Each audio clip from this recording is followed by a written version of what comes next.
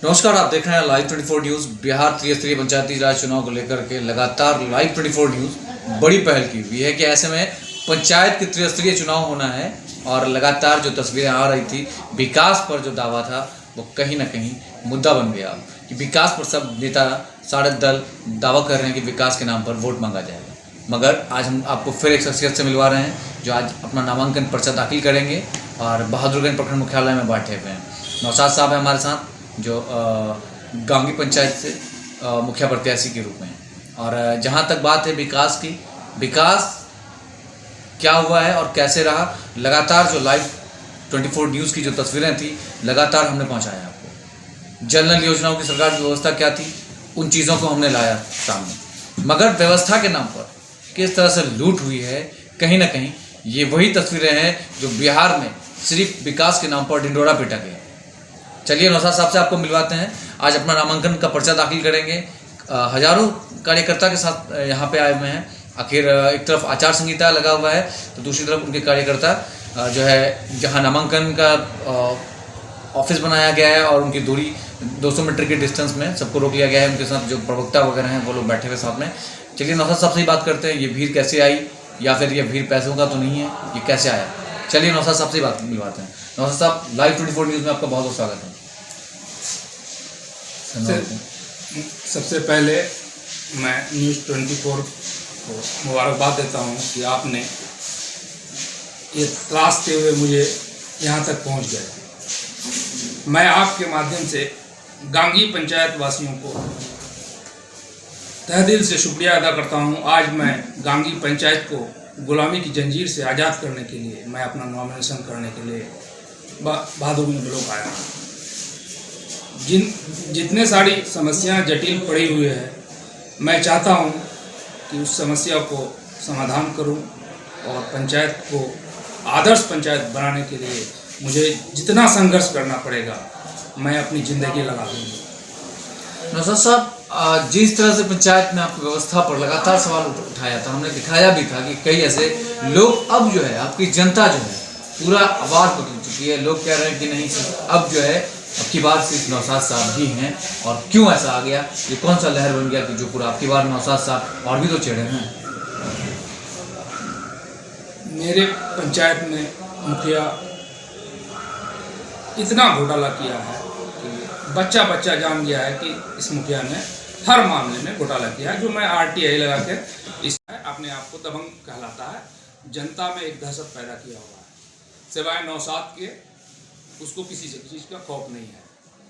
तो इसलिए हम धरना पर जो साहब को सारा चीज़ जानकारी को बोलने की आवाज़ नहीं, लेकिन मेरे साथ जनता है और जनता की ताकत को हम आगे तक ले जाएंगे, चाहे जिला तक हो या ब्लॉक तक, जहाँ भी ले जाना पड़ेगा।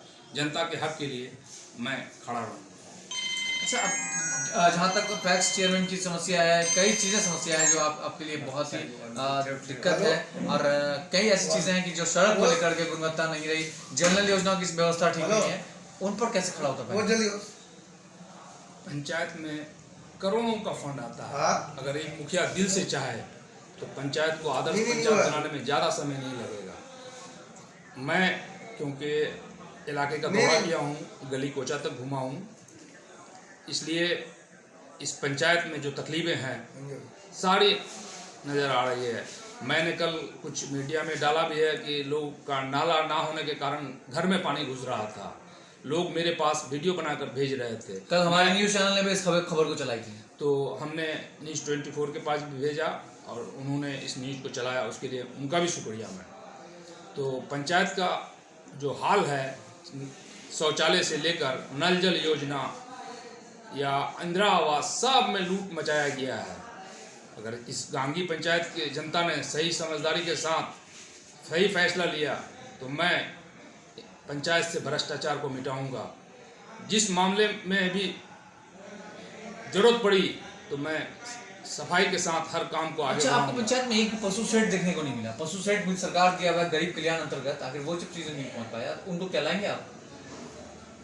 बिल्कुल, जितने चीज़ें छुपा हुआ है, क्योंकि आज तक पंचायत में सेवक को 5 साल में एक दिन लाया नहीं, लोगों को पता नहीं चला, एक आम सभा नहीं हो सका कि क्या योजना है, क्या आ रहा है, कहाँ जा रहा है। लोग जंगल को साफ करके नदी का किनारा साफ करके लाखों रुपया का लूट खसोट कर रहे हैं। तो जनता तो भोली भाली है, उनको पता नहीं चलता है कि क्या हो रहा है। लेकिन मैं जब बनूंगा तो इंशाअल्लाह हर महीने में एक आम सभा होगी और सरकार का जो कोई भी योजना आएगा तो सभी लोगों तक इसका पता चलेगा।